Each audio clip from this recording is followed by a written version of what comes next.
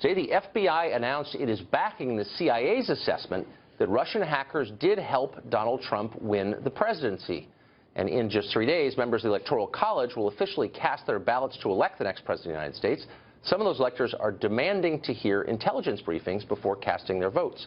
One of those pushing for a briefing is Brett Ciafalo. He's a Democrat and an elector from Washington State. Thanks a lot for joining us, Brett.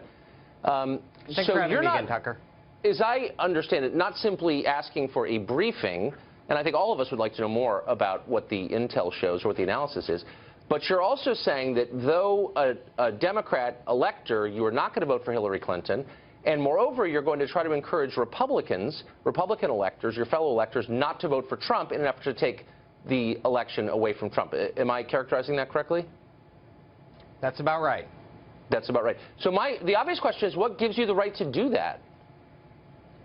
Well, I think as an American citizen and an elected elector, I have the right to discuss these grave issues with all the other electors.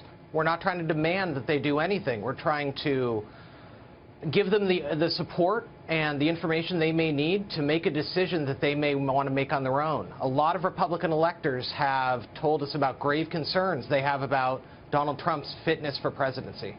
Mm-hmm.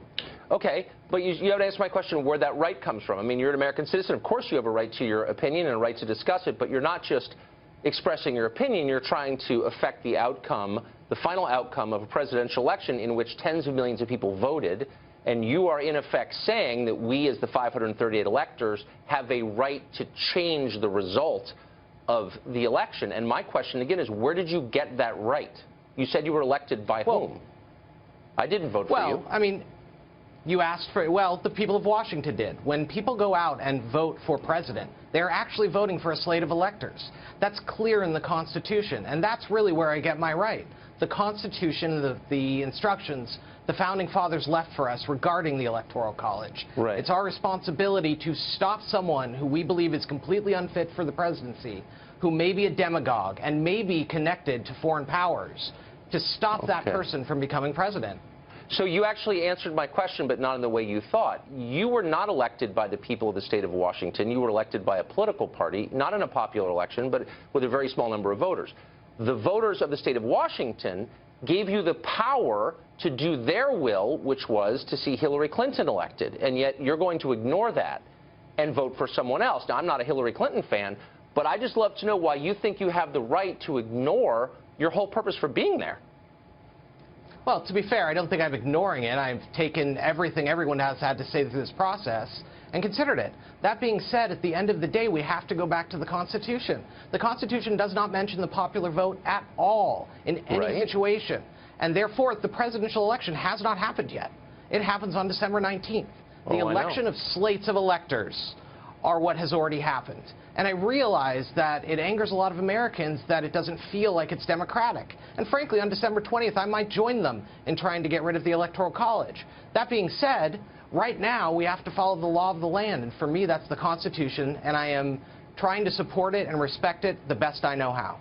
But that's just silly. I mean, the Constitution does not suggest that you should vote in the way that you are. It doesn't say anything about that at all, as you know, in Article 2, nor in the 12th Amendment.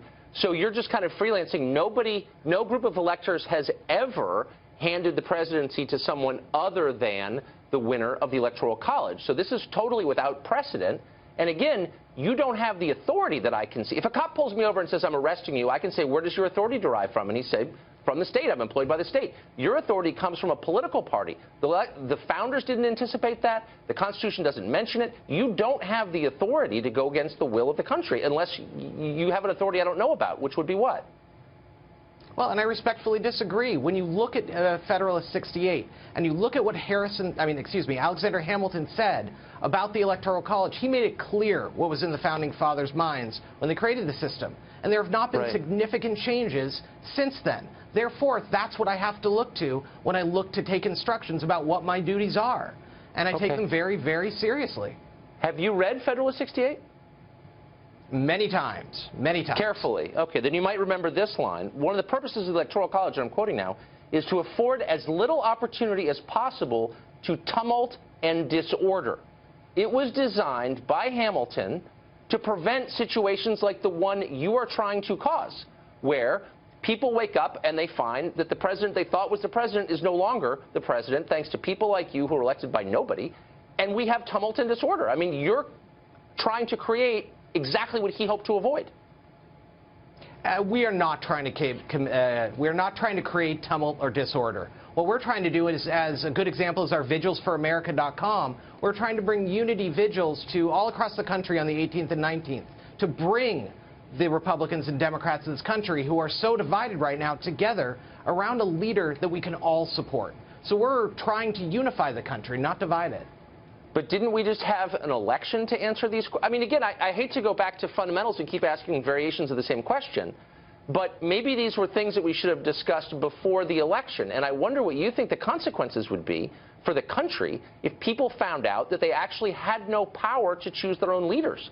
People would go crazy, wouldn't they? And for good reason, right? Well, I can't predict how people would react. Come on but now. The fact is, the Constitution very clearly states that it doesn't mention the popular vote at all. So given that, any assumption that the people have the power to elect the president directly is a complete misnomer. Wait, but you're confusing me with respect. I mean, I think you've thought about this. I think you're, trying to do your best. But you just said a second ago that after all this is over, you're going to support the abolition of the Electoral College. But before then, very well might. Okay, so you're against the Electoral College, but you're citing its existence as a justification for what you're about to do? I'm confused. Are you for the Electoral College, or are you against it? Are you for democracy, or are you for an electoral system? I am for following the rule of law as it stands right now, and that's the Constitution. If we as a country choose to amend the Constitution in the future, that is a completely different situation.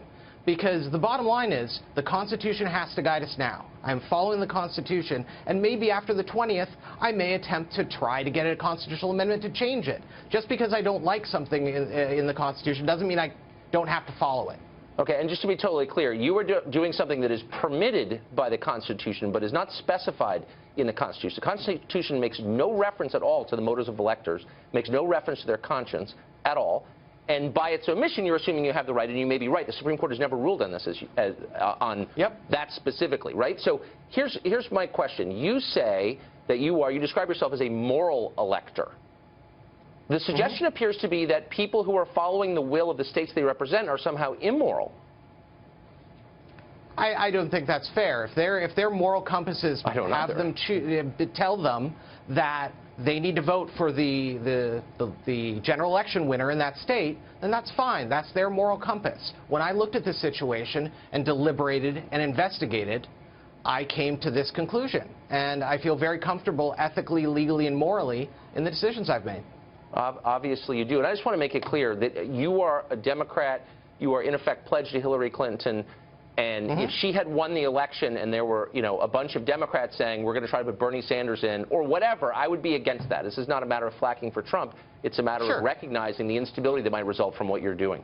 That's my point. Anyway, Brett, thanks a lot for coming on and explaining it. I appreciate it.